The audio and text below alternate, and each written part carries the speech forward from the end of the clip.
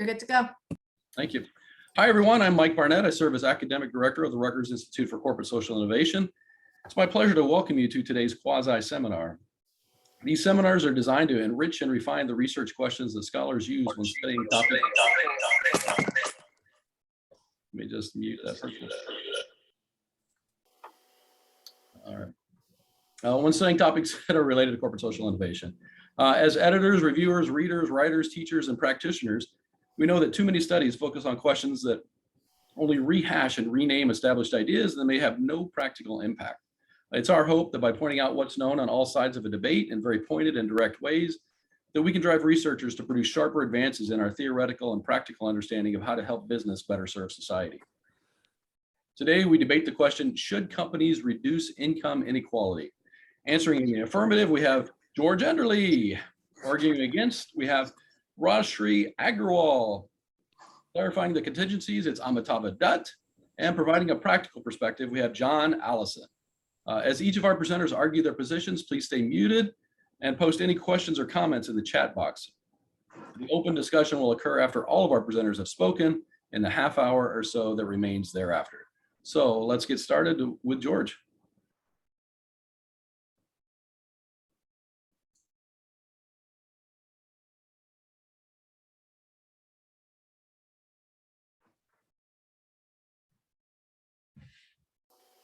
Okay, so I think I should be ready. Yes. Well, hello. I see some friends. I'm happy to be involved in this discussion. As the speakers agreed in advance, the question should companies reduce income inequality? And so I'm very pleased and thankful to Mike that he has been organizing that, and Deborah, and I think we will have answer discussion. So what does it mean to focus on this question we agreed to? Well, first, it is a should question. It is a should question. That means it's about ethics. What should we do? It's not just about what are options in the field. Second, we concentrate on companies in the United States, not societies, countries, or companies worldwide, but companies in the United States. We look at income inequality in their own organizations. That's the first part of my presentation. And then what does that mean also in the larger context of society? Of course, we need to be clear about what we mean by income inequality, what kind of income inequality. And as my colleague and friends, Anne Sui and Kai-Feng Chang wrote in that paper at the Academy of Management Review, we are focusing not just on any kind of income inequality, but on extreme income inequality. That's a very important qualification. Then, of course, it's a question, what does reducing mean? Reducing income inequality, how much that be, and how to operationalize and measure it. Why should that be? Should companies do that? And concretely, what should companies do? These are a couple of important points to focus our question that we have a meaningful dialogue. I would like to give you some very quick background how I moved to those questions, research questions of income inequality. I actually when I was a PhD student in Switzerland, we had a group of researchers working 5 years on personal distribution of income and wealth in Switzerland. And then I wrote my PhD on the impact of the Great Depression in the 30s on the personal distribution of income and wealth. And I also wrote my second PhD, Dr. Habil, on securing the minimal standards of living in national and international context. So distributional issues were always important for me, certainly influenced by Amartya Sen. Then many years later, of course, I was moved to Notre Dame, and in 2014 to 16, we had a number of workshops on economic inequality with friends of mine in the economics department, also with Amitav Adut and others, and Anne Sui, and so on. And so we published, Anne Sui and Kai-Fang Cheng published a paper on inequality in organizations. So we focus now in the next few years on organizations. This is a little bit background, and that's why I think Mike discovered our discussion in the Academy of Management Review in 2018-19, and that's why I think we are here at the table. Now, to give you a short context, why focusing on companies in the United States. And here I want to show you just three graphs which are taken from Piketty's book, compare minimal wage in France and the United States from 1950 to 2013. Compare the inequality of labor income between Europe and the United States, and the structure of income inequality. So here is the first graph, and you can see the span from 1950 to 2013, and labor income in France has increased steadily, whereas in the United States, labor income has been about at the level of about $7.20 since the 1985. If we compare inequality of labor income, here we can also see that a big difference. You can see the United States and Britain had sharp increases of inequality of labor income since the 1970s. Whereas Germany, France, and Sweden kept almost at the same level. And the third graph is about the comparison, the structure of inequality between the United States and Europe. And since we are here in the United States, we thought we should focus on companies in the United States. Well, of course, there is a lot of data out there, and you can find the references in our papers.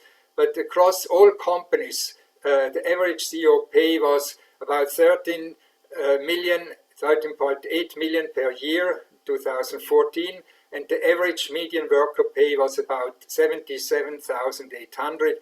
That means it was a ratio about 1 to 204. CEOs earned around 204 times what his or her median worker earns. Second, some other examples. The CEO of Discovery made $156 million in the year 2014, compared to the median is a ratio of 1,951. The CEO of Walgreen, the same year, 16,700,000, a ratio of 582. And Jelinek, the CEO of Costco Wholesale, was relatively modest, as you can see, with 5.6 million, and the ratio is only 184 compared to the medium earner at Costco. That is the ceiling, so to speak, of the distribution, but I want also to compare that, and I will do that in the following, with low-income workers. And here is an example. The single mother working at Walmart earned $9 an hour and was reliant on the US government to pay her $295 a month in food stamps, which she spent at Walmart. And in the same year, Doug McMillan, the CEO of Walmart, got a pay of $22.4 million. What does it mean to live in a household, in a poor or in a household with financial hardship? Here I have studied that ALICE report, which was undertaken by United Way. ALICE means Asset Limited Income Unconstrained Employee, and is a way of defining and understanding the men and women who work hard, earn above the federal poverty level, but not enough to afford a basic household budget housing, a budget of housing, childcare, food, transportation, and healthcare. The St. Joseph County is, of course, in South Bend, where I have been lived here for almost exactly 30 years. In 2016, the survival household budget here in this county of a population of 269,000 was $19,716 for a single adult and $54,000 for a family with an infant and a pre-kindergarten child. Compared to the poverty rate, you see this is 12,000 and 25,000. The household budget survival is higher, but it's still very strong financial hardship. And that means that in our county of about 100,000 households, 16% are under the poverty rate, plus 27% have under the survival budget, that only 57% of all households in our county are above the survival budget. And that was a data which shocked us all. And that's why we wanted to look at the responsibility of US companies to reduce extreme income inequality in their organizations. How to define income? Well, here is income which we discussed in my paper on corporate responsibility for less income inequality. It's earning in monetary and non-monetary terms what employees receive from their employers. So to have a job is already one thing, and an entitlement, a potential control over resources and the power it can convey. It is distinct from in-kind payments received from outside the employing organization like food stamps and intangible values. What does it mean, income distribution? And here I want to make my first critical point about the paper by Agarwal and Holmes, who will be presenting after me. Well, income distribution, as I've learned in the 1970s already and many years later, it is about the whole range of income which is paid by the company to its employees, from the lowest to the highest in absolute and relative terms at a certain point in time, cross-sectional, and also over a period of time. That means income poverty is part of income inequality. And income mobility, the moving individual households from one level to another over the period of time, is also part of income inequality. So I think when Agarwal and Holmes write that income inequality, let's not talk about it, it's not an issue, they have not a clear understanding what income distribution is. And finally, how to define inequality? It is always a relationship, and as you know, in economics and sociology, it is related to the whole income distribution when it is measured, for instance, with the Gini coefficient and other coefficients, to look at the whole income distribution. Stiglitz looked at the relationship of the top 1% to the remaining 99%, and Wilkinson and Pickett book we also discuss look at the 20% to the bottom of the bottom to the 20% at the ceiling, the top. And my proposal is that we should look at the floor, which I define as living wage, and relate it to the ceiling, which is an ethically acceptable top income. That's what I developed in my paper more extensively. And so the question is, what is the floor and what is the ceiling, and what should the floor and the ceiling and the relationship to those two indices should be?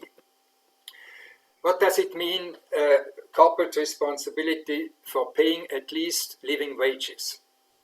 I think this responsibility is based on strong ethical and economic arguments.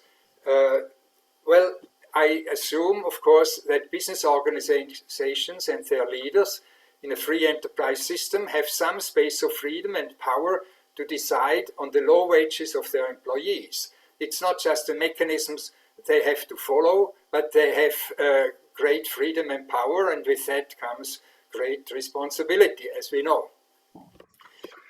What are ethical arguments? Well, the first is, of course, taken from the Universal Declaration of Human Rights, 1948.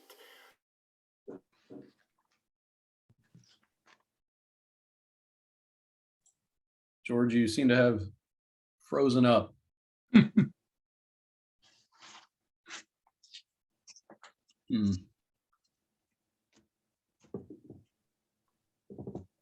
All right, let's see if he unfreezes very quickly. If not, maybe we move over to Rashri and then come back to him in a bit. Okay, so why don't we move over to Rashri, and then George, you might want to log out and log back in as a means of correcting that. Actually, he has to. Deb, is there a way to, I guess, take away his host duties so that we can unshare his screen? Nope, just happened. There we go. Okay, I think he must have logged out. So we'll move over to Rashri now. We can come back to George later once he's clarified his technical issues.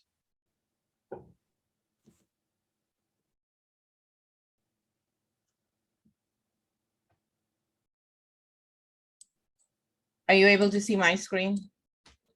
Yep. Yeah. Okay, great.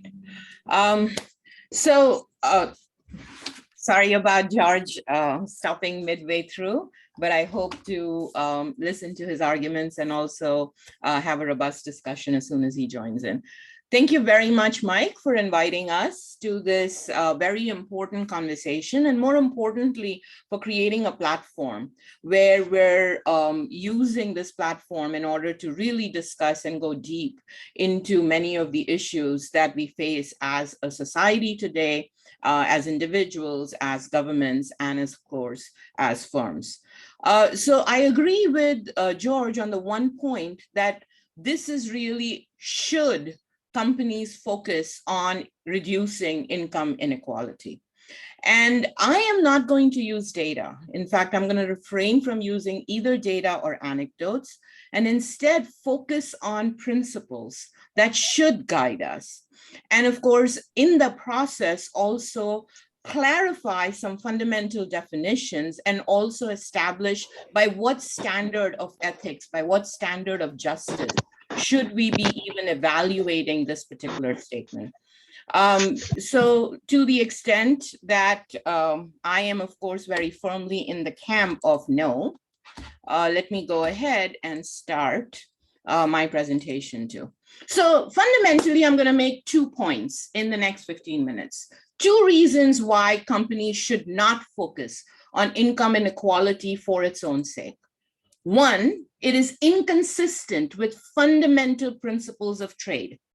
And I'm going to argue that voluntary trade is based on win-win relationships. And the size of the win is proportional to the size of the value one brings to the table. 2nd, it is inconsistent with fundamental principles of justice, particularly procedural justice and distributive justice that focuses on equity rather than equality. And then finally, I'm going to make this provocative statement, again, backed by research, that a focus on income inequality privileges negative emotions of envy and jealousy and gives them legitimacy that we ought not to be doing. So, human dignity and the principle of trade.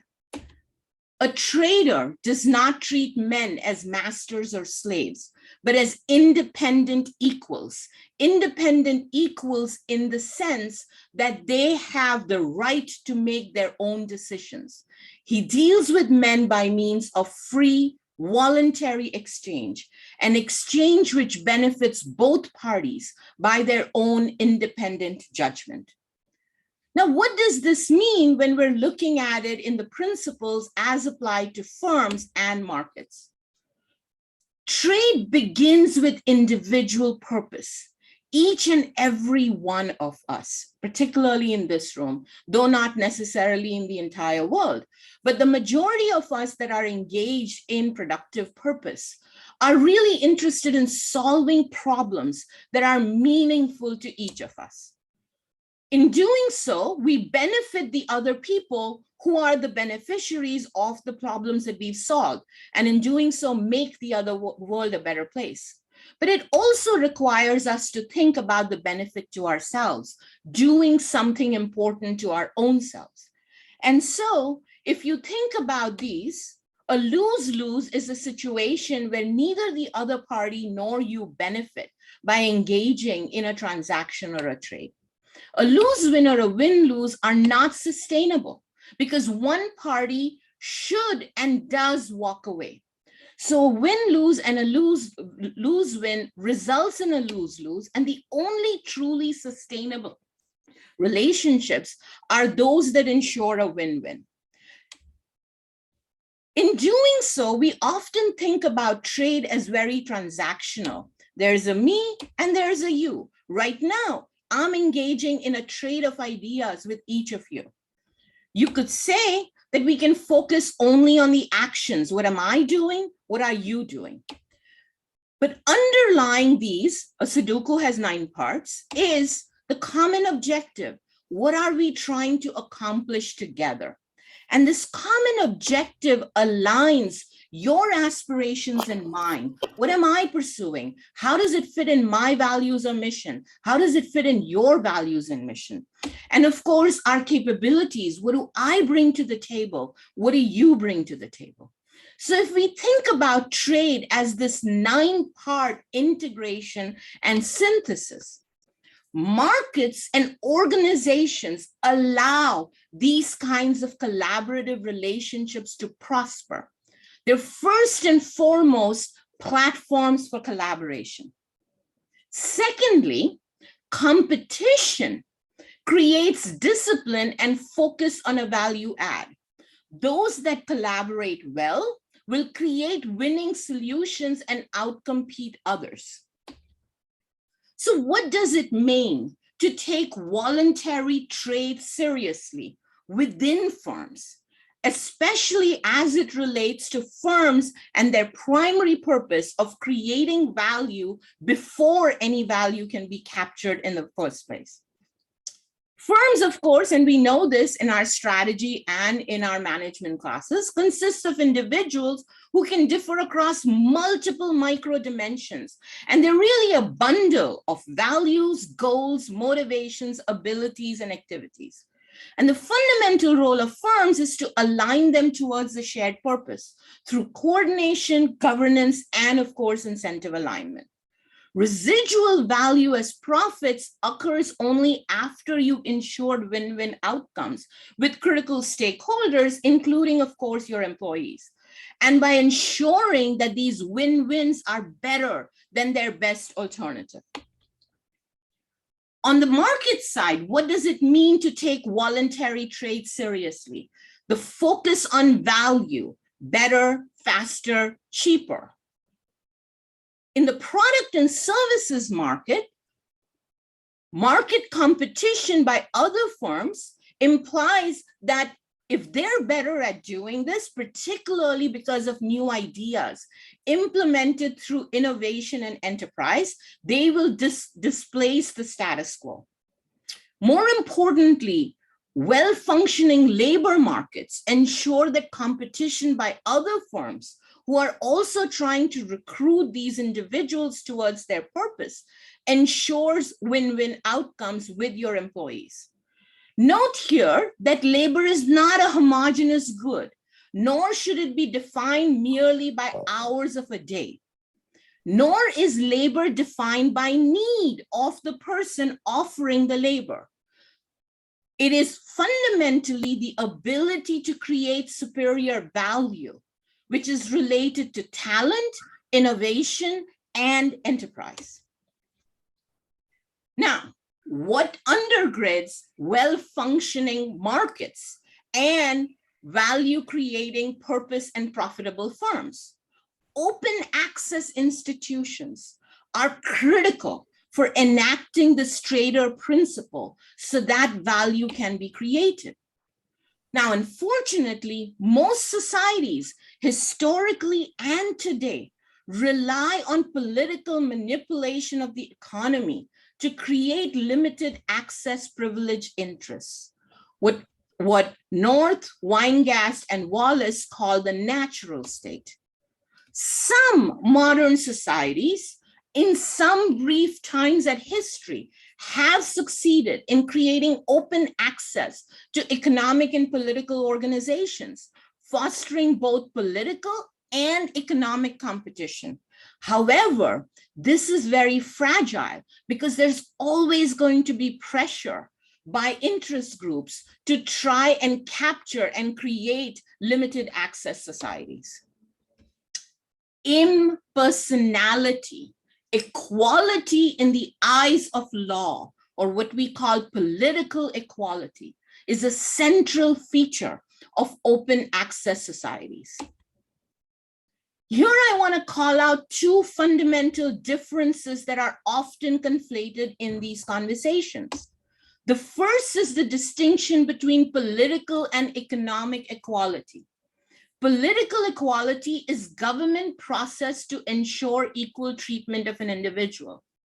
Economic equality is equal outcomes in income, wealth, and resources.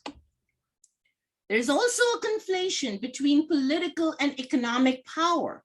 Political power relies on the legal monopoly on force. Economic power relies on voluntary trade. This implies that mobility is a key consequence and a cause when these differences are respected. Upward mobility is both a consequence and a cause. It's a consequence of open access institutions that enable trade and human agency, because political equality enables each of us to strive for economic, psychological, and intellectual realms. We may not start from the same position, particularly because of differences of nature or accidents of birth. But if we have the option to choose the best among our alternatives and walk away from less desirable options, mobility is the cause of progress. And this is true across the income spectrum. By the way, you don't always get what you want. The critical point out here is you get what you want conditional on the value you offer to the other person in return, and conditional to the other person's options of getting what they want with other trade partners. When talent is mobile, voluntary trade implies from each according to their ability to create value, and to each according to their ability to create value. But what about justice? Justice is a moral concept. It applies to human choices, not to human nature, nor accidents of birth. And another fundamental question is justice based on which yardstick? I'm going to argue that we should be thinking about distributive justice based on equity. And we should be thinking very seriously about procedural justice.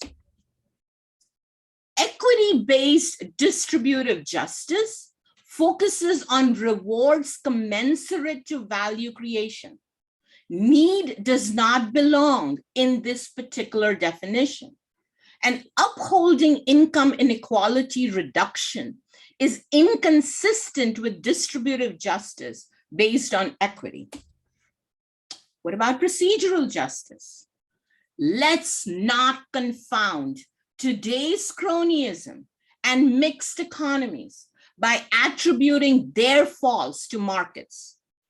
We are living in limited access societies today.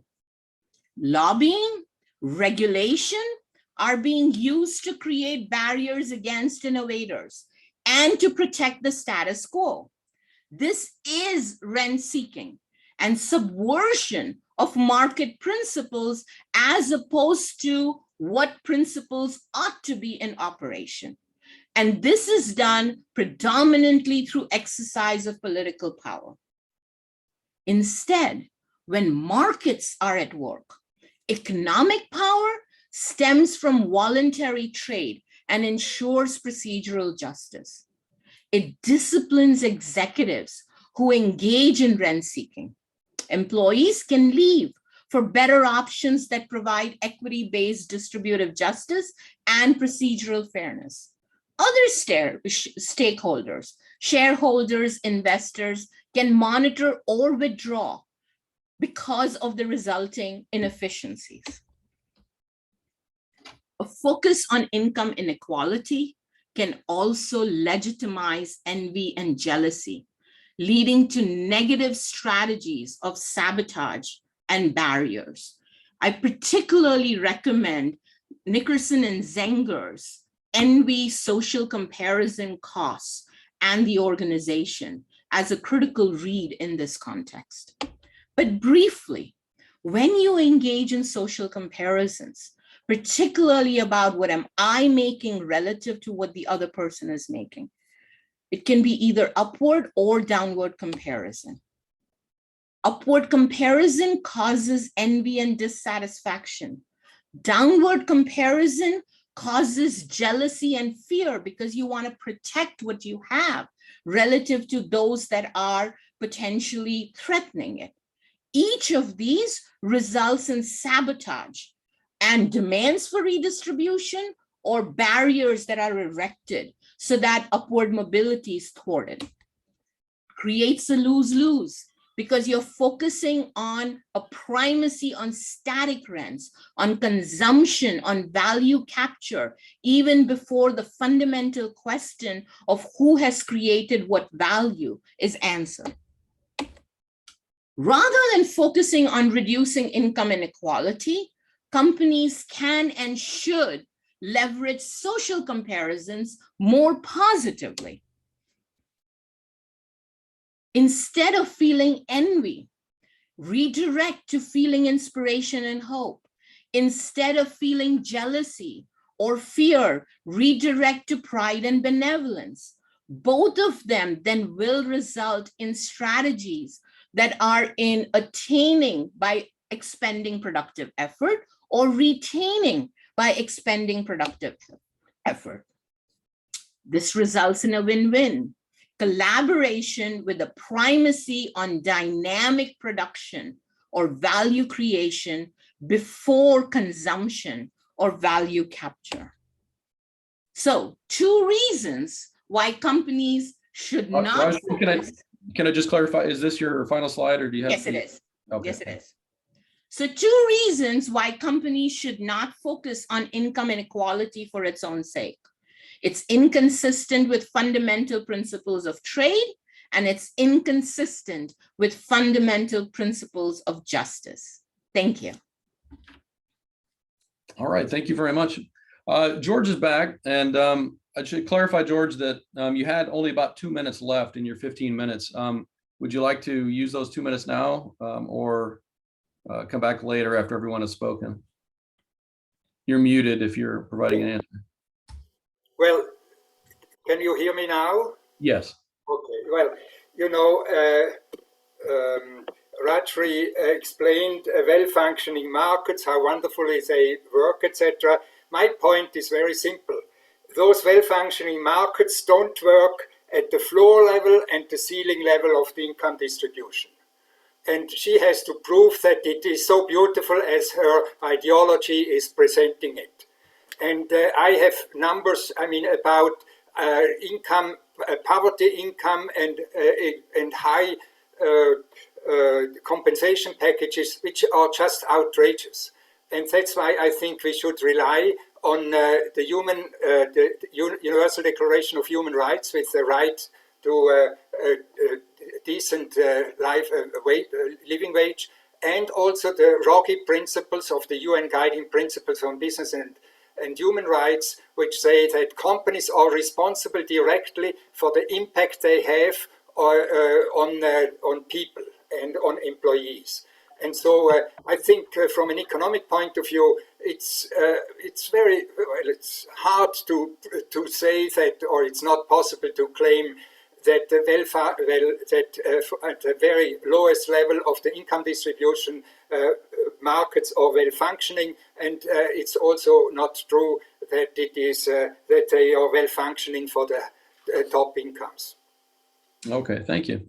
So let's move over then to Amitabha, who will clarify some of the contingent conditions here. Okay, so maybe what I should do is just proceed without slides in the interest of time. No, you have 15 minutes. If you have slides, are you saying you don't have slides? No, I do. Okay, So let's use them. So what should I do again with the slide? Sorry.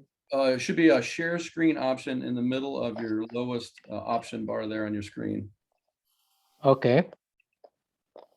And when you do that, you should be able to share your slides. There you are.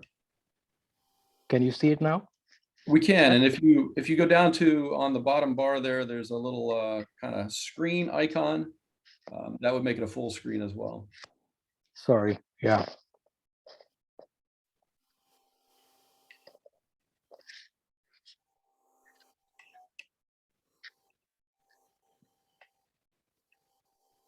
So, well, if you go all the way to the bottom of your screen, all the way at the Yeah. bottom, orange bar, Yeah.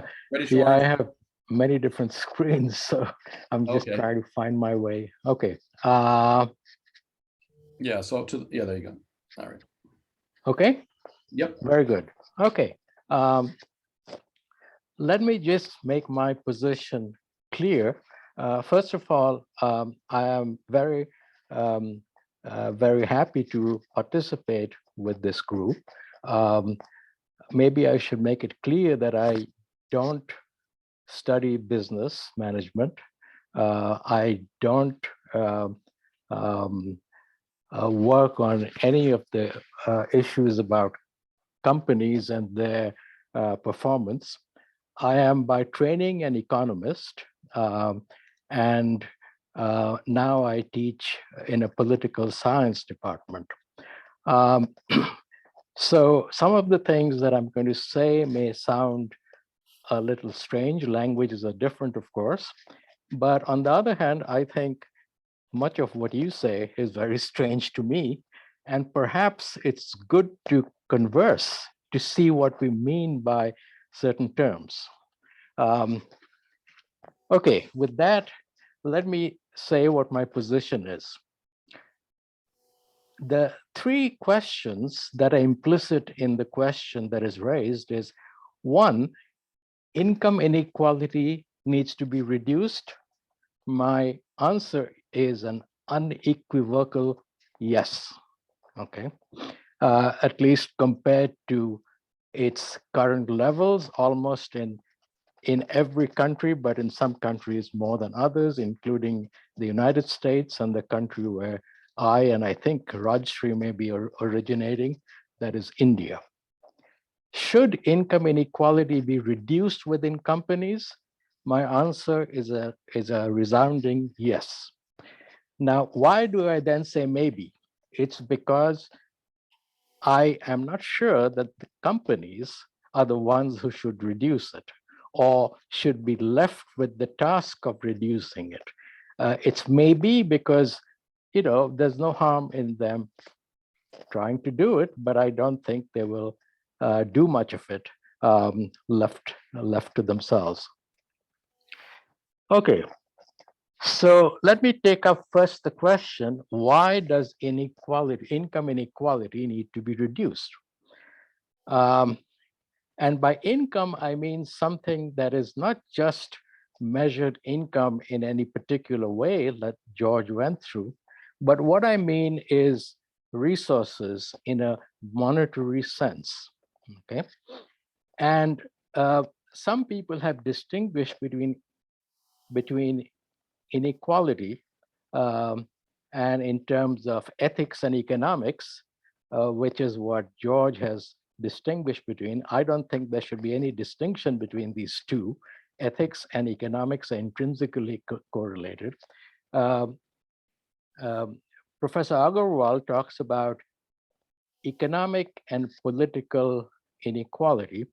Frankly, I don't know what she is really talking about, because I think of political and economic inequality in entirely different terms than the ones she talked about.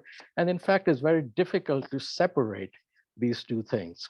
So what I mean, therefore, is something that looks at income inequality as important, because in today's world, at least, it underlies all kinds of inequality. Okay, and I think it's ethically problematic. Now, why should income inequality be reduced? Let me just mention here that despite the things that some people have talked about today and in the literature, there are actually a number of different perspectives on justice and its implications for inequality. First, there is an egalitarian perspective, which says that if income is an important indicator of resources, opportunities, status, esteem, and so forth, income inequality needs to be reduced, because inequality in these important matters is very, very problematic for all kinds of reasons. So now there are some misconceptions about this. One of them I read from, is it Mr. Anderson? Oh, I'm sorry, Allison, Mr. Allison, who talks about equality means cutting off somebody's feet because he is too tall. Now, this is complete nonsense, okay? Nobody even thinks about those things.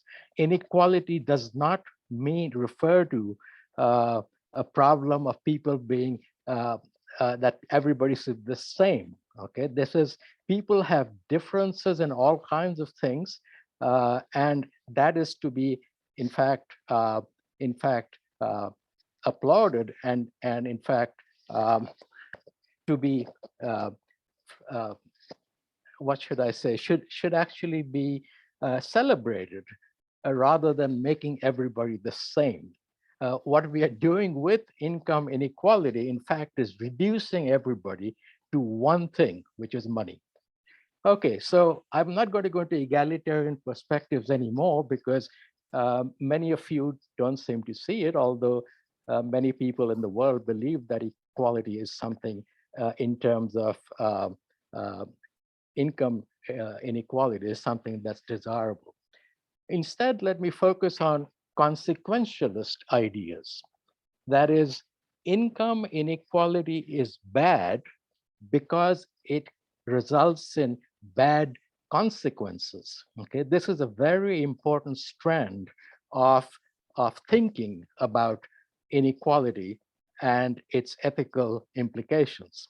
Okay, and for some reason, the people who have been talking, at least Professor Agarwal, and in fact, Mr. Allison's brief part of the chapter, don't even mention any of this, despite the fact that George discussed in detail many of these issues brought up by Wilkinson and Pickett and many other people. One is, it results in utilitarian problems and problems of happiness. What I mean is, if somebody gets a lot of money, and getting more means your utility goes up, not by very much, because you already have quite a bit, then it makes sense to reduce inequality to increase happiness. This was Jeremy Bentham, and even coming out from what is called the science of happiness. I wouldn't like to call it that. I will skip social welfare based, but all that it says is you're not adding up people's utility, but you're introducing a social welfare function. But it's going to take me too long to get into that. Then there's also good reason to believe that unemployment, saving, investment, aggregate demand, growth are all going to go in a right direction if people think they're important, and also reduce poverty. And by poverty, I mean both absolute and relative. And this is an issue maybe I should spend a little bit of time on here. Now, why is this? Because aggregate demand is increased by less inequality, because poorer people tend to spend a higher fraction of their income on consumer goods, especially goods that they really need, whereas people in the high income brackets, especially the top 1% or so, actually don't spend a lot in what economists call spending by creating aggregate demand, but instead put their money away into assets, which is not creating aggregate demand. Okay, poverty. This is an important issue. It's come up. Some people say that, well, I want to reduce poverty, but not inequality. Okay. In fact, we are told that, oh, people who worry about inequality are actually being envious. This is a really demeaning thing to say to all the scholars, including myself, who are so for reducing inequality. This is like a trashy name calling, and I wish academics at least would not do that. Now, the difference between absolute poverty and relative poverty is a difficult one, but I'll stick to income. What absolute income poverty means, you define a poverty line and say somebody is not poor if they're above it. Relative looks at relative income, okay? I think most people realize that there is no such thing as absolute income poverty, which is because as the country gets richer and richer on average in terms of income, what matters is not your absolute income, but your income relative to others. Okay, take for example, your political influence, or whether you have dignity, or whether you're treated badly by other people. That doesn't depend on how much you have. It depends on how much relative to the other people you have. And I could go on more and more about this. Maybe we'll come back. There is the discussion of incentives and supply. It is claimed that if you reduce inequality, you're going to reduce incentives.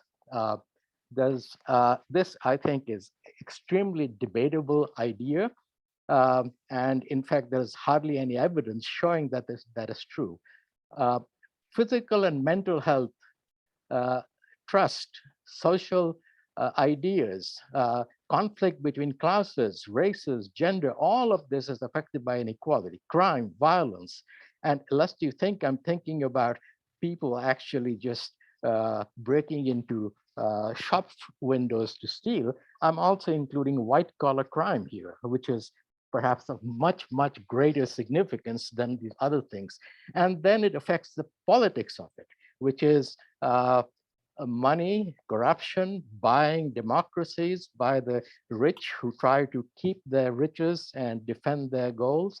And then it has the inevitable result that has happened quite a few times, that people then want change. And somebody, a big man usually, comes and says, hey, I will solve the problem for you. And in comes Adolf Hitler, or in comes Donald Trump. And then there's environmental consequences also, which again, I won't go into. Okay, I want to spend a little time on dessert. This is something that Professor Agarwal seems to be solely focused on, which is just desserts. Contribution should lead to reward. Input should lead to output, okay? And what she means by this is motivations and ability. This is not what economists really deal with. Maybe this is something management literature talks about, or business literature. These are problematic ideas. What is a motivation? What is ability? Where does it come from? What does it mean? Buchanan, James Buchanan, who's a very, very free market type of economist, has distinguished between effort, choice, luck, and birth, okay, as the four categories why individuals might have different income. But effort on what? Choice of what? Okay, we hear the word value creation as if that's obvious what it means. What is that? Okay, ask yourself, what does value creation mean? Is this like selling more and producing more goods and services? What are goods and services? An effort at what? At producing more or grabbing more, okay? Or getting ahead in business by currying favors with each other and scratching each other's back, or doing something that's useful for society, okay? Is it trying to break laws? Now you will say, no, of course we don't want to break laws, but laws are not black and white, and everybody knows that, okay? And and even law, which is supposed to be not distinguishing between people, it's not a fair law. There's unequal justice. And again, the rich get much better justice, so-called, than the poor do, okay? I see this even in terms of students who get drunk driving, okay? If they're rich and poor, they get different treatment for all kinds of reasons, okay? Now, also, these are not independent things, okay? They're not independent because you can ask, where does a person get the possibility of choosing different things? Professor Agarwal talks about how people have choices and they have free choices. Yeah, some people have choice between $1 million income job and a $2 million income job, while other has a choice between starvation and hamburger flipping, okay?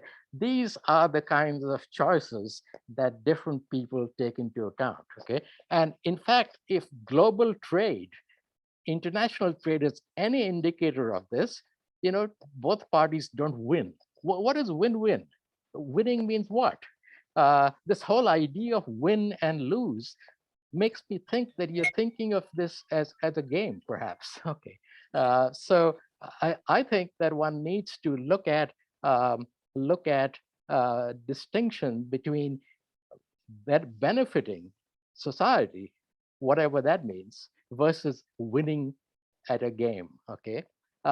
Finally, this whole approach to looking at desert is mistaken, because individuals don't get higher income just because of their personal characteristics. There are issues about power, there are issues about uncertainty, there are issues about institutions, and to approach things in terms of two people getting together, trading, is just, I'm sorry, a very, very distorted way of looking at things, which almost any social scientist will tell you is deeply and deliberately flawed. Freedom and rights. I've already Amitabha, you do need to wrap up fairly quickly. Okay. The last thing I would say is freedom and rights are very contested. Negative rights, positive rights. In fact, there is really no such distinction. Isaiah Berlin made some distinction, but that has been deeply questioned. I just want to say finally that the moral consequences of inequality are terrible on people. That is, it leads to greed, avarice, selfishness, feeling that I'm worth a lot, becoming narcissistic, thinking that what I have achieved is really all my doing and how wonderful I am. And for the other, it is resentment, perhaps even envy, exclusion, demeaning, blame, aspirations being destroyed, and so on. Okay, that's all.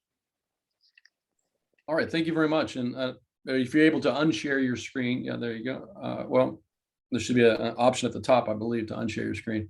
We'll then turn it over to John Allison, who's going to give us a practical perspective. Well, good day. It's a pleasure to be with you. I'm a little different than everybody. I'm not really an academic. I do teach in the graduate business school. I'm not sure what happened with the screen, but I really am a business person. I don't have any slides, although somebody's put some slides up. I don't know how you get rid of them, Michael. And but I do. There's a chapter in the materials that kind of discusses in more detail the issue of justice, which is mainly what I'm going to talk about today. And if you're really interested in issues of integrated values for success and happiness, I wrote a book called The Leadership Crisis and the Free Market Cure. It was a Wall Street Journal, New York Times Sorry, John, bestseller. I'm going to interrupt for just a second. I think it's Amitabha who still has his screen up. I'm sorry, am I supposed to be? Yeah, I think there's I don't know what, you're going to eventually expose your ATM passwords and stuff like that to us. So if you just go to the top, and I believe if you hover over the top, there should be a stop sharing option. Oh, now we got another screen sharing. All right, there we go. All right, thank you. All right. So again, if you want to read about my more integrated view and a memorable views, you can read my chapter or my book on the leadership crisis. I'm going to kind of give you my background, give you a little different perspective. I was raised in the lower middle class, probably upper lower class family. I was the first person in my family to ever go to college. I joined BB&T in 1971 when it was a little tiny farm bank. I was fortunate enough to get promotions till I became CEO in 1989. During my 20-year tenure as CEO, BB&T grew from $4.5 billion to $150 billion. That's a 20% compound growth rate over 20 years, which is really unusual in the banking industry. We were in the top 10% of financial. We actually grew to become the 10th largest financial institution in the U.S. We were the top 10% in terms of return on assets, return on equity, earnings per share, shareholder returns, which is what CEOs do. We went from 250 employees to 35,000 employees, which has created a lot of well-being for a lot of people. We went from the 365th largest bank to the 10th largest bank in a highly competitive consolidated industry. We had lower employee turnover than any major financial institution in the U.S. because our employees were happier working for BB&T, and we had the lowest client turnover. Our client retention was better than any financial institution by far because the people like to do the way we did business. We went through the recent financial crisis of 2008 without a single quarterly loss. That was very unusual. And that's because we didn't make high risk loans because we didn't make them because you couldn't make money, because you could in the short term, but we didn't make them because we thought they were bad for our customers. And that's how we disciplined our business. I want to talk about 3 keys to success that are relative to our conversation: mission, values, and then education. BB&T had a really clearly defined mission for which we had for a long time, and that was to make the world a better place to live by helping our clients achieve economic success and financial security, by creating a place where our employees could learn, grow, and be fulfilled in their work, making the communities where we live better places to be, and thereby optimizing the long-term return to our shareholders while creating a safe and sound investment. We weren't confused. We work for our shareholders. That's the way they own the business. But we understood that the only way we could create superior returns to shareholders, first do a great job for our clients. We had to create the kind of place that our employees wanted to stay and work for BB&T. And we did all of that within the context of our communities. And not from an altruistic perspective, but if our communities didn't do well, we wouldn't do well. And that's how we created superior returns for shareholders. Again, that mission drove our organization behavior for a long time. We also had a really clear value system, which again are expressed in my book, but I won't talk about that today except for one of those values. And we invested a tremendous amount in employee education. We took what would traditionally be a marketing budget, an advertising budget at our bank, and invested in employee education. We created the BB&T University. We had a lifelong learning process. We consistently trained, motivated, and improved people's performance. One reason they loved working for BB&T. We hired management from second-tier universities unconsciously, but we hired the top 10% of the second-tier universities. Most of them were like me. Nobody in their family had ever graduated from college. And this was an experience for them. And most of them didn't expect, most of them came from lower income families. They didn't expect to like a lot of money, even though a lot of them did. We had a 401k program that people could choose to participate in, and most of our employees did. And those that did made a lot of money because we had a phenomenal return on that program. I'll give you concretize that. My secretary, who grew up on a low income on a survival farm, couldn't afford to go to college, came to work for the bank when she was 17. She retired as a multimillionaire, a secretary. That's how you make the world a better place to live, in my humble view.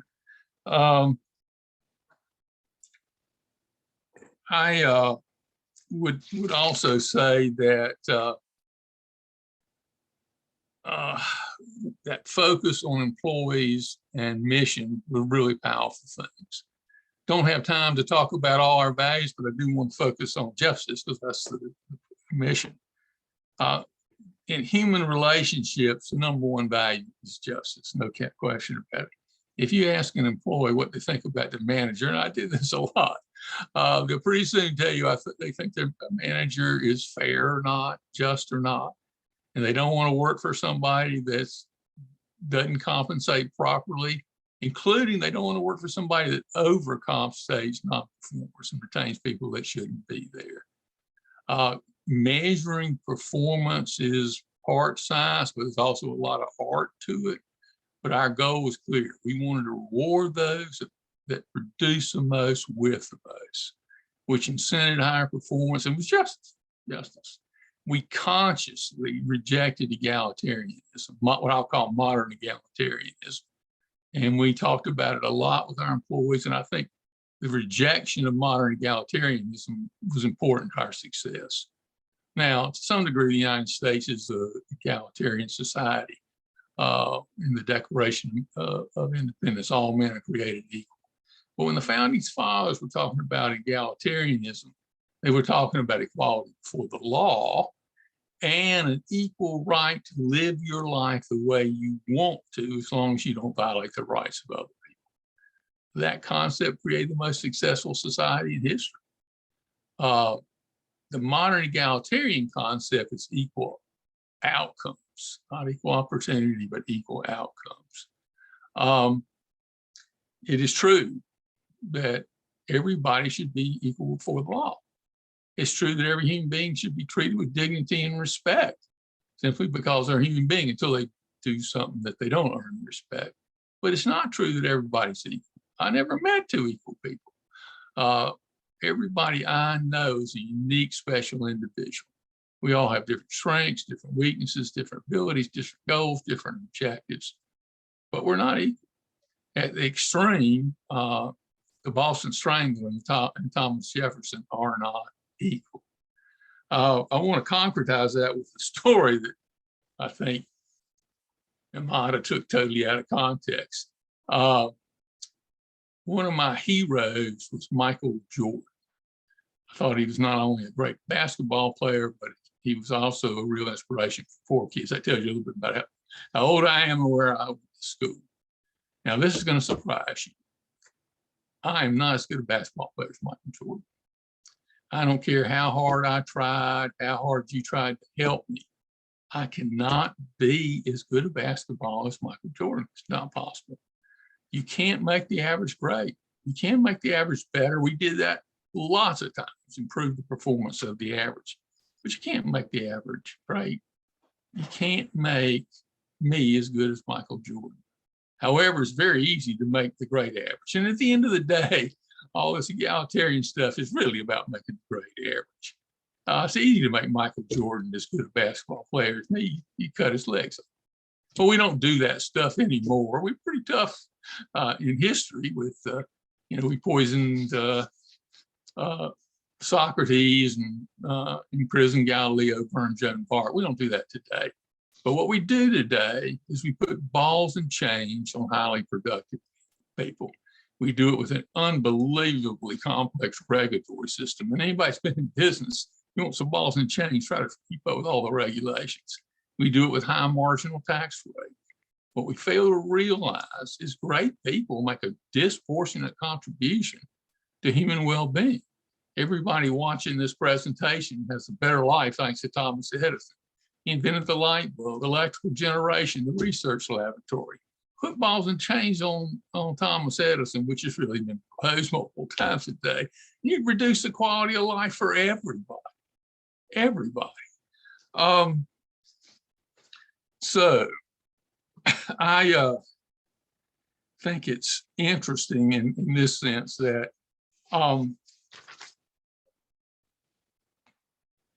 if we really want to improve human well-being, we got to recognize the contribution of highly productive people, the difference they make.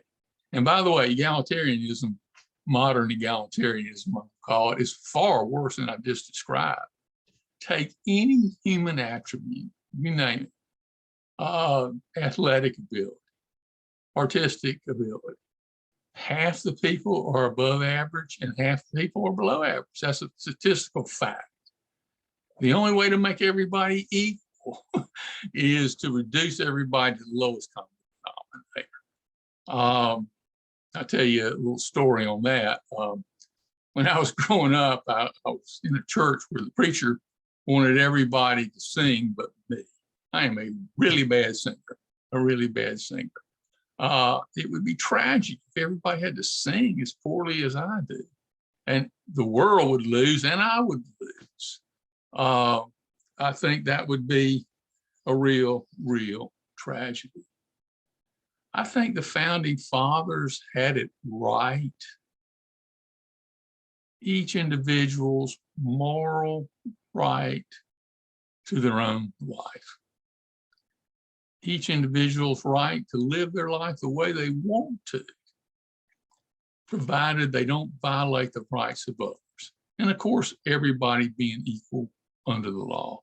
Everybody being equal under the law. And in a certain sense, we weren't a country, but we ran BB&T that way. And that set of values and principles raised thousands of people at a lower income and improved their lives. And not only our employees, but all the companies that were our customers. I had thousands of tremendous success stories that created millions of jobs. I find it offensive when people want to put balls and chains on great people. I think it is probably the biggest enemy of human progress, the enemy of innovation and creativity. You know, if I couldn't have made more than my other employees, first thing, I couldn't retain the people that were working for me because they could go somewhere else. And we bought savings and loans where they didn't pay the better people better. They lost a lot of their better people, but mostly they just weren't motivated. When we put incentive systems in, their productivity improved radically. One last thought, if you hold the best down to create equality, the real victims are going to be people, the less productive people. Less productive people benefit the most from the best people. So thank you very much for listening. All right, thank you very much. So now we've heard from everyone, and what I want to do is go back around to our panelists, and I don't think we're going to get past difference in perspective as far as whether regulation and any sort of enforcement of things that create equity is a ball and chain or is an enabler in the aggregate. But we can hopefully come around to I would like to see specific research questions that help us to sort out where the bounds on this thing are and other things that we need to do as scholars to try and shine further light on exactly how these mechanisms work and the boundaries of them. But that's all. I'll start with George, and in the meantime, if everyone who is on the webinar here could raise their hand if they have a question as well. We'll get around to those questions as time permits. So let's start with George. Well, thank you very much, Mike. My short comment is, you know, in my first slide, I tried to focus on the question, what should companies reduce income inequality? And my short answer proposal is we should look at the floor and the ceiling. And my question to John Ellison is, what do you do with promoting the living wage in your company, and how do you address the problem of the highest compensation packages in your company? That is my question. And then the research question, I think we can come later on to that part. Well, my answer is that the way we dealt with the lowest compensation, we gave them an opportunity through our educational system to significantly raise their compensation. We gave them a retirement program that made their life very good at 100%, plus on top of 100% replacement.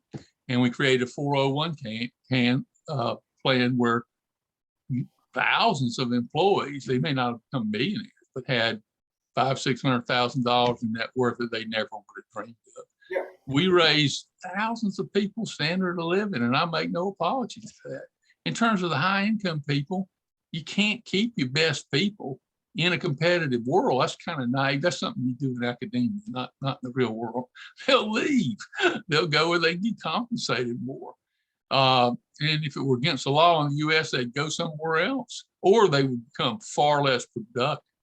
You know, I was in the lending business, and when we had such high tax rates, none of this group, I'm sure, remembers that, in the 70s, we had a marginal tax rate of 75%. What did everybody do? They cheated like crazy. They did stupid, non-productive stuff that lowered the standard of living because they didn't want to give it all to the government as a matter of principle, because they felt like they had earned it, and they had.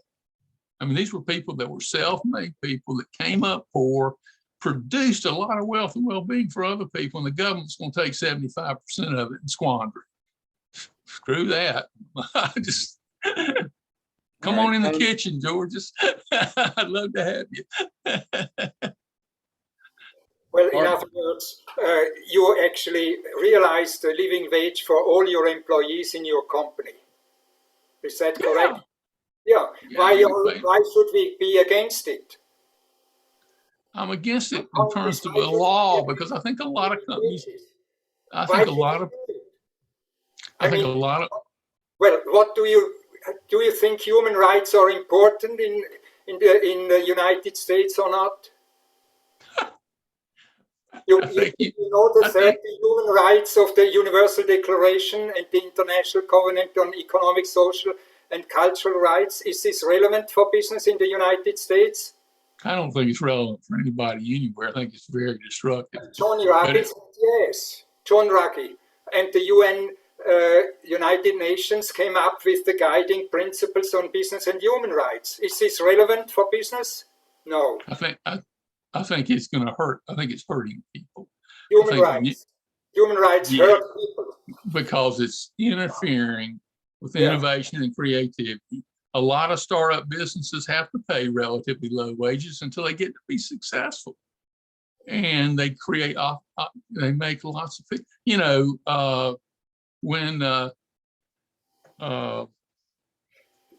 Steve Jobs got started, you know, he wasn't making much and he wasn't paying people much. In the end, he was making a lot and they were making a lot.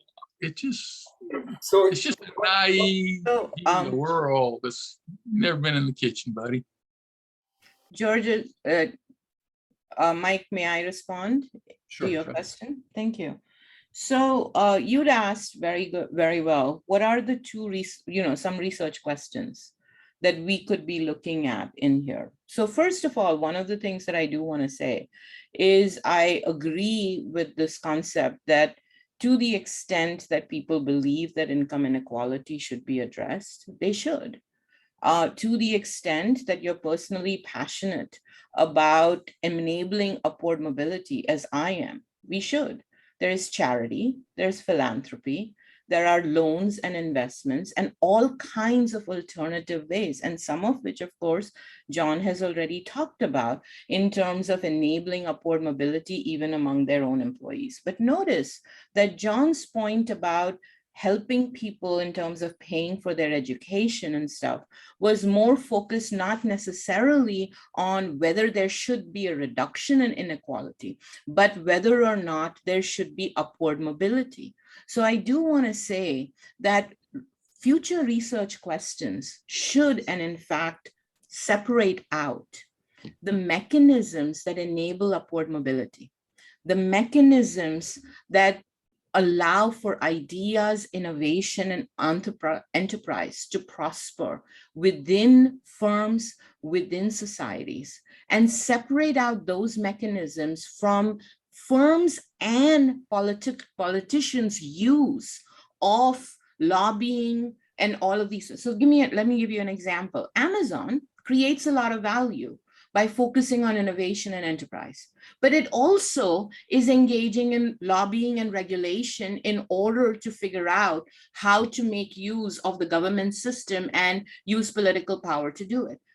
Separating out the two mechanisms and their role in terms of compensation would be a good research question, because it can get to the productive versus unproductive sources. So that's a research question that I would love for people to focus on.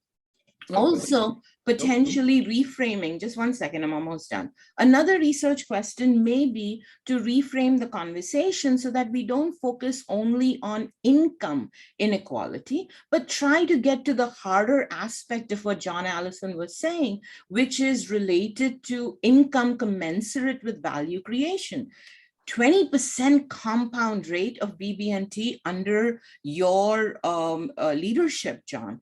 I bet you did not make 20% compound interest over and relative to that in terms of your own value that you created. And in fact, the overall value that was created. So to the point that people need to also focus on what value is being created in the first place, and then look at what is the fraction that is being received. I want to, it's priceless that we had the CEOs of Moderna and Pfizer get us the vaccines. As far as I'm concerned, any amount of money that they make is minuscule relative to the value that they have created. I am grateful to them. Thank you. Those are the research questions that we could be focusing on, revisiting our talking about politicians as needing to intervene, but greedy, profit-hungry CEOs are the ones that need to be tamed. I worry about that conversation. Okay, thank you. Amitabha, you're muted. You're still muted.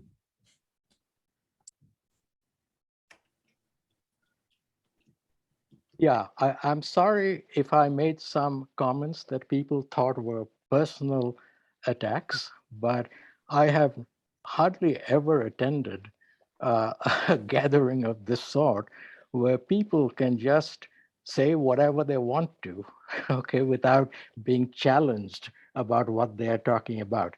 What is value creation, okay? I have tried to look at some of the literature on this, and there's a lot of debate about it. Okay, value creation is not about values, it is about money, okay? And you know, when somebody says, oh, I really applaud CEOs making this much money, who makes the vaccines? Who runs it? Okay, I frankly don't understand how it is that these highly paid people, okay, who do all kinds of things, which I don't even understand what they make. Perhaps that's my fault. Maybe somebody could explain it to me. But this idea that trade is voluntary and people get paid according to what they deserve, I'm sorry, is utter nonsense. Okay, there is no economic theory that I know of that says that is the case. And if anybody believes that, okay, they show a pretty much misunderstanding of what marginal productivity theory and evolutionary mechanisms do. Okay, it is not Michael, you might talk about research questions. I don't know what that means. First, you got to think right. Okay. First, you got to understand what other sides say and why they say it, instead of patting each other on the back and say, gee, this is great. Aren't we all wonderful? Okay. So this idea of research questions should be preceded by some knowledge and some self-introspection about what people are doing. Thank you. Thanks, Amitabh. In fairness, I don't think we can do all that in 90 minutes. And so if nothing else, there's at least some background reading. This was intended to try to get more specific about the research questions. Has been the framing all along. But well, I hope people will draw on some of what critics have said and try to read, instead of citing sources like Ayn Rand or somebody who claims not to know these things, but apparently run a good company and therefore seems to know all about it. Thank you. Okay. John, did you have any further comments? I've just found the conversation interesting. I particularly was interested in the reference to Piketty. I'm not an academic, but I've read a bunch of articles and studies that shows that all the statistics he put in his book is wrong. They're not factually correct. So I'd sure hate to rely on that kind of research. I think I don't think we can dismiss out of hand all of Piketty's statistics. That's okay. All right. I'm just saying that there's a lot of research that shows a lot of the statistics are wrong. And from the Cato Institute, I bet. I don't think this is from Cato. This is from other that's the kind of thing. I mean, we can look at actual statistics for Rajshri. Do you think that economic mobility is improving in the United States over the last decade? So you're asking me about economic mobility in the United States. Again, that's a very good question, by the way, but I would focus more on, if economic mobility is not increasing, let's just say, what are the underlying reasons? One of the things that I do agree with is that there is systemic challenges that we face in the United States. Let's go to the underlying factors. I come from a country where the caste system was institutionalized. People could not move because they were born in a particular caste, and that determined what trade they could get into. Today, we do have systemic sources that thwart economic mobility. But I would say that much of those systemic sources can be traced back to mechanisms that thwart innovation and enterprise. If you were to look, if nothing else, what COVID has revealed for us is the remarkable difference in our public education system and how badly it has failed, particularly those at the lowest end of the income distribution. And I do think that firms, charter firms, a lot of firms that are coming up, nonprofit firms, right? There are a lot of us who are purposefully engaged in trying to fix this issue. But you come across challenge after challenge when you're looking at the bureaucracy of the systemic challenges in the public education system. You're right. Rich people, educated people, we can fix this issue by sending our kids to private schools. The people that need it the most are the people at the lowest end of the ability and education spectrum. But they are the ones that are denied that possibility, not because of market processes at work, because market processes are not at work. This is being systematically contained by the government. And I think there's a huge problem. So if you're asking me, Mike, what can we do about economic mobility in the United States? We focus on these mechanisms that are denying access. And worldwide, by the way, economic mobility has increased so dramatically that there is not even a question. And again, coming back to my country, I left it pre-liberalization. When you had market forces at work, economic mobility in India skyrocketed. When I go to the India that I visit now, it is so completely different from the systems that were focused on social justice, focused on equality, focused on egalitarian processes. It didn't work in India. I saw it firsthand. And you're seeing the market principles work there in terms of enabling economic mobility otherwise. So again, these are questions that we can look at. Those And are, yeah, those are the questions that I would like to get to. I mean, exactly. it's intriguing that, you know, you've described it as, you know, both you and John, of regulations to deal with these issues are actually more constraining, whereas I think a lot of us see it entirely the opposite, and that they're a necessary solution to market forces' tendency to spiral out of control in different directions. So finding, you know, where those particular issues are in particular industries, in particular countries, at particular points in time, and where the swing points are to kick them back out of any equilibrium is the kind of stuff that I would like to see us actually talk about. And Mike, to We're gonna that point, I want to give a big shout out to Audra Wormald, who is a doctoral student that just got her PhD under my tutelage. But, you know, she taught me a lot, because what she did is a deep dive in mobile money platforms that provided unprecedented access to the unbanked poor across the world. So if you're talking about getting financial access, the older systems that were bank-based were not working in many of the countries in sub-Saharan Africa. And her dissertation takes a very careful, deep look at what were the market institutions that were working or not working, what were the government regulatory aspects that needed to be changed and make specific to mobile money. Because of course, and by the way, I am not saying that we shouldn't have government. In fact, I believe that there's a very important role of government to play. And what Audra does is very carefully look into how is it that enterprising firms created these platforms and enable social welfare, and at the same time worked with the local regulators to figure out and experiment on what would be the appropriate market institutions that would define mobile money, so that you don't have money laundering, you don't have terrorism, and all of these issues that we worry about in terms of financing and a good use of its financing. So that is another area, to your point, Mike, right, that gets to economic inequality worldwide, and what can we do to reduce it? Thank you. Yeah, so I don't know whether to classify it as market discipline or regulation or what, but it's 1 o'clock. And so we do have to end the discussion here. What I will do is we'll close this, we'll stop the recording, and then we can continue to the degree that folks want to stick around. But I do want to end the formal program. You asked about a research question about a specific. I did. Can I just close it? I'll close the thing now. So it's whatever you want. You're the boss. And then we'll come back to it. My market power.